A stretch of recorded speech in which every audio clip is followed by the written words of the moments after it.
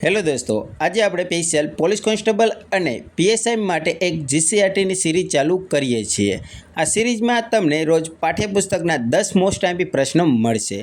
દોસ્તો, આપણો એવો ટાર્ગેટ રહેશે કે જીસીઆરટીના તમામ આઈએમપી પ્રશ્નો આપણી સિરીઝમાં જ આપણે જોઈ લેવી। દોસ્તો, તમને આ સિરીઝમાં ધોરણ 6 થી 12ના તમામ વિષયોમાંથી તમામ આઈએમપી પ્રશ્નો કાઢીને આપવામાં આવશે। તો દોસ્તો, તમે અમારી આ ચેનલ સાથે જોડાઈ જજો, જેથી કરીને તમને આવા જ આઈએમપી પ્રશ્નો તમને રોજ મળતા રહે। તો ચાલો દોસ્તો, શરૂ કરીએ આજના આઈએમપી પ્રશ્નો। તો દોસ્તો, આપણે પહેલા આજના 10 આઈએમપી પ્રશ્ન જોઈશું। પ્રશ્ન 1, મુગલ સૈન્યએ કઈ લડાઈમાં જડેજાઓ સાથે યુદ્ધ કર્યું હતું? તો દોસ્તો, આનો આન્સર આવશે ઓપ્શન એ, ભૂચર મોરી। દોસ્તો, મુગલ સૈન્યએ ભૂચર મોરી લડાઈમાં જડેજાઓ સાથે યુદ્ધ કર્યું હતું। દોસ્તો, આજે આ પ્રશ્નો જીસીઆરટીના છે, પણ કાલે તમને જે પ્રશ્નો આપવામાં આવશે તે કયા ધોરણમાંથી અને કયા વિષયમાંથી લેવામાં આવ્યું છે તે પણ જણાવવામાં આવશે। પ્રશ્ન બીજો, જાવાને આપેલી શૈલેન્દ્ર સમ્રાટોની ભેટ કઈ છે? તો દોસ્તો, આનો આન્સર આવશે ઓપ્શન સી, બોરોબુંદર સૂપ, જે જાવાને આપેલી શૈલેન્દ્ર સમ્રાટોની ભેટ છે। પ્રશ્ન 3, ગુપ્ત સમયમાં કયા ધર્મની મહત્વપૂર્ણ પ્રગતિ થઈ? તો દોસ્તો, આનો આન્સર આવશે ઓપ્શન સી, બુદ્ધ એટલે કે બૌદ્ધ ધર્મની। ગુપ્ત સમયમાં બૌદ્ધ ધર્મની મહત્વપૂર્ણ પ્રગતિ થઈ। પ્રશ્ન 4, રાજા જયસિંહ કયા વંશમાં થઈ ગયા?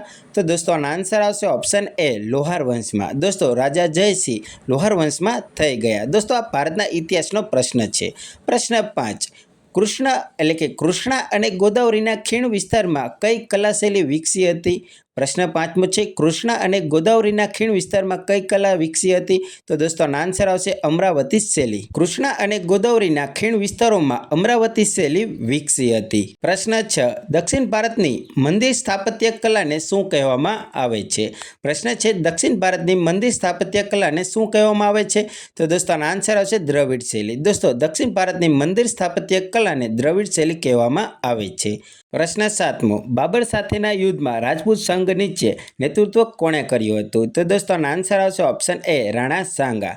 બાબર સાથેના યુદ્ધમાં રાજપૂત સંઘ નીચે નેતૃત્વ રાણા સાંગાએ કર્યું હતું। પ્રશ્ન 8, સમુદ્રગુપ્તના ઉત્તરાધિકારી તરીકે કોણ ગાદી પર આવ્યો હતો? તો દોસ્તો, આનો આન્સર આવશે ઓપ્શન ડી, ચંદ્રગુપ્ત દ્વિતીય। દોસ્તો, સમુદ્રગુપ્તના ઉત્તરાધિકારી તરીકે ચંદ્રગુપ્ત દ્વિતીય એટલે કે ચંદ્રગુપ્ત બીજો ગાદી પર આવ્યો હતો। પ્રશ્ન 9, ગુપ્તકાળમાં કયા વિજ્ઞાનનો મહત્વપૂર્ણ વિકાસ થયો હતો? તો દોસ્તો, આનો આન્સર આવશે ઓપ્શન એ, ખગોળ વિજ્ઞાનનો। દોસ્તો, ગુપ્તકાળમાં ખગોળ વિજ્ઞાનનો મહત્વપૂર્ણ વિકાસ થયો હતો। પ્રશ્ન 10, ટોલમીએ કયા ગ્રંથની રચના કરી છે? દોસ્તો, આનો આન્સર આવશે ઓપ્શન ડી, નેચરલ જિયોગ્રાફીની। એટલે કે દોસ્તો, ટોલમીએ નેચરલ જિયોગ્રાફી ગ્રંથની રચના કરી છે। દોસ્તો, આપણે અહીંયા જીસીઆરટી સિરીઝમાં આપણે 10 મોસ્ટ આઈએમપી પ્રશ્નો આજે જોઈ ચૂક્યા છીએ અને આવશે દોસ્તો, રોજ આવા 10 આઈએમપી પ્રશ્નો આવતા રહેશે। અને દોસ્તો, અત્યારે તમને એક સ્ટાર પ્રશ્ન આપવામાં આવશે। સ્ટાર પ્રશ્નનો જવાબ તમારે જાતે કે કમેન્ટમાં જણાવવાનો રહેશે। તો સ્ટાર પ્રશ્ન છે, નાલંદામાંથી મળી આવેલ બુદ્ધની તામ્ર મૂર્તિની ઊંચાઈ કેટલી છે? નાલંદામાંથી મળી આવેલ બુદ્ધની તામ્ર મૂર્તિની ઊંચાઈ કેટલી છે? તો દોસ્તો, ઓપ્શન છે એ 8 ફૂટ, ઓપ્શન બી 80 ફૂટ, ઓપ્શન સી 18 ફૂટ, ઓપ્શન ડી 28 ફૂટ। દોસ્તો, આ પ્રશ્ન આપણે ધોરણ 10 સામાજિક વિજ્ઞાનની બુકમાંથી લેવામાં આવ્યો છે। દોસ્તો, આનો જવાબ તમારે કમેન્ટમાં જણાવવાનો છે। અને દોસ્તો, તમને આ વિડીયો કેવો લાગ્યો એટલે કે દોસ્તો આ પ્રશ્નો તમને કેવા લાગ્યા તે પણ કમેન્ટ કરીને જણાવજો। દોસ્તો, આપણે આ જીસીઆરટી સિરીઝના વિડીયો થોડા ટૂંકા હશે, એટલે કે 10 પ્રશ્નોના વિડીયો છે પણ ખૂબ જ મહત્વના હશે। એટલે દોસ્તો, તમે આ મહત્વના પ્રશ્નો તમે ના ચૂકો એટલે અમારી ચેનલ સાથે જોડાઈ જજો। એટલે કે દોસ્તો, ચેનલને સબસ્ક્રાઈબ કરી નાખજો। ચાલો દોસ્તો, રોજ તમને આવા 10 આઈએમપી પ્રશ્નો મળતા રહેશે, એટલે ચેનલને સબસ્ક્રાઈબ જરૂર કરજો। ચાલો દોસ્તો, મળીએ બીજા વિડીયોમાં। જય હિન્દ, જય ભારત।